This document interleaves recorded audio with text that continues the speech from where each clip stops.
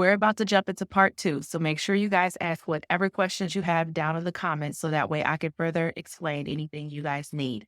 Let's go ahead and jump into it. Upsells. When you guys are doing upsells and you're setting up your site, sometimes add-ons may not be selected that may be needed. So maybe they get to the appointment and their hair is extremely dry and they really need a deep condition. That is a time to talk to them about it and ask them, is that something you would like to do today? And let them know the charge that will be onto that. If your system is set up and everything's done properly, that's an easy add-on that you can go ahead and do, but you do it personally to upsell the service that they are actually getting right then and there. When you guys are doing different upsells, you want to make sure it always pertains to what they are actually getting done and what they really need. Never upsell something that someone doesn't need. Because at this point, now they are pushed off and they're like, I don't know, because she just keep offering me things.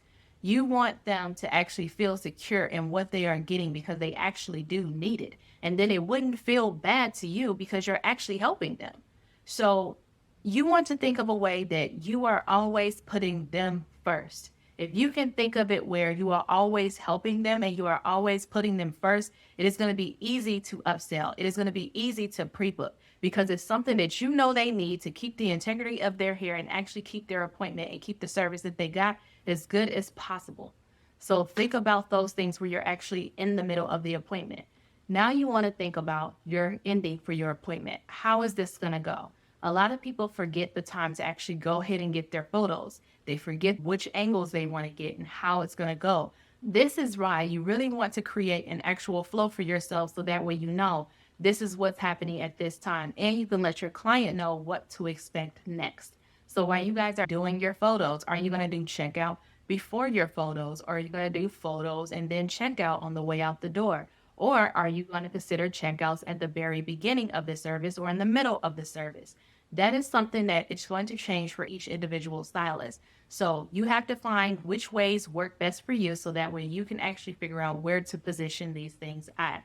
These are very important to get done during the appointment because one, if you don't have footage of the work, you have nothing left to post. You have nothing left to get the world to see. You don't want to rely on that person to do the referral work for you. You want to be able to promote for yourself and actually have work of your own to show and produce when it is time for you to actually get out there and do it. A lot of you are now promoting earlier than the time that you should be doing it. Promoting shouldn't be done until after you are already put together everything that you need. You know that they are going to be in awe when they see your work, when they see your process. You want to get all of that set up first before you start promoting yourself. Because if you're promoting yourself and you don't have everything set up, that person is going to fall through the cracks. So always keep yourself prepared before you start promoting. Now let's get into after the appointment. After you have had the appointment, we need to go back to communication again. Following up is very important. And I understand a lot of you all are very busy. You want to automate as much as you can as possible. Following up is definitely something that you guys can automate so that way you can make sure you're reaching out to every client within a certain amount of time frame to get them back on the schedule with you, as well as find out what things are happening with their hairstyle and how things are going. So now the only thing I follow up on personally is when my clients are sick or if it's something that is going on, if they had a family emergency, that way I could really give that attention to the more important things to me. Following up is something that is going to be very crucial for you, and sometimes it's usually what keeps people from getting booked again. Think about the fact that clients also have a life. They do not think about hair 24/7 like we do. When it's time for the hairstyle to come down, that's when they think about, oh dang, I didn't book my appointment. So remind your clients, follow up with them.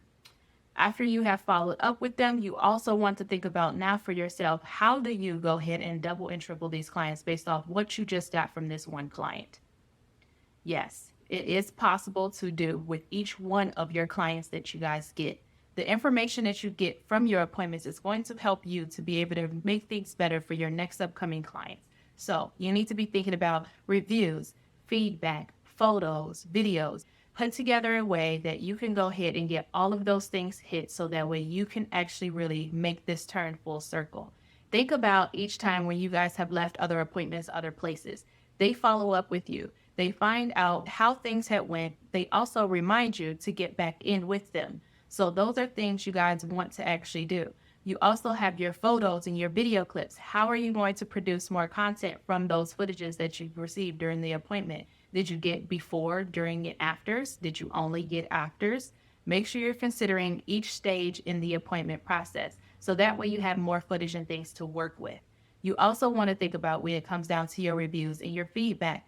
Are you getting feedback or are you only getting reviews? All of these things go into place so that way, one, you can find out what you need to change and how you can make things better. You can also help other new potential people see what other people thought about you. It also help you to have content to post. Those are some things that you guys can use those type of things for, so that way you can start bringing in more people off of the clients that you guys already have. Being able to create a client profile and a back history that is so good helps you to be able to get the things you actually want. So think about when you don't want to work weekends, you don't want to work nights. It's easier for you to weed those out if you keep good records on all of your clients. One thing that I did notice when I didn't want to do weekends anymore, I didn't want to do nights anymore, I went and looked at my book. Trust me, there's going to be a certain pattern that you guys start to see on the type of people that you are having in your chair at certain times of the week and times of the day.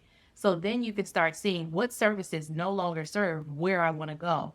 Then you can start canceling out those type of services, which leaves you to the point where now you don't have to work weekends. Now you don't have to work nights, because the people that are available during the weekend, during the day, are the people that work for your schedule. So now you know what styles really work for what you want to do. You want to be diligent with the type of people that you are actually choosing to have in your chair. You have different availability and different options there for you. You just have to figure out what works for you, so that way you can stay consistent and the client can stay consistent. So these are all things that you guys want to make sure you are considering and actually putting them all together. I know we have went over a lot, and there is a lot to it when you are turning it into your full-time business. You want to make sure you are actually thinking of why you actually started this in the first place, because a lot of people skip the things we just talked about, and that shows it's not something they want to stay consistent in because they're not willing to put in the work. So if that's something that you really want, put in the work for it, and trust me, it will go ahead and start showing to light on how good things are starting to change for you. I hope you guys found some really useful tips in this video. If you need to go back, rewind, write it all down, go ahead. I also did put in a link down below that is going to be the outline of everything we talked about. Go ahead and get that download. If you liked it, do go ahead and like the video and subscribe. Your likes and your subscriptions do help this channel, and I am very grateful that you guys stayed to watch to the end.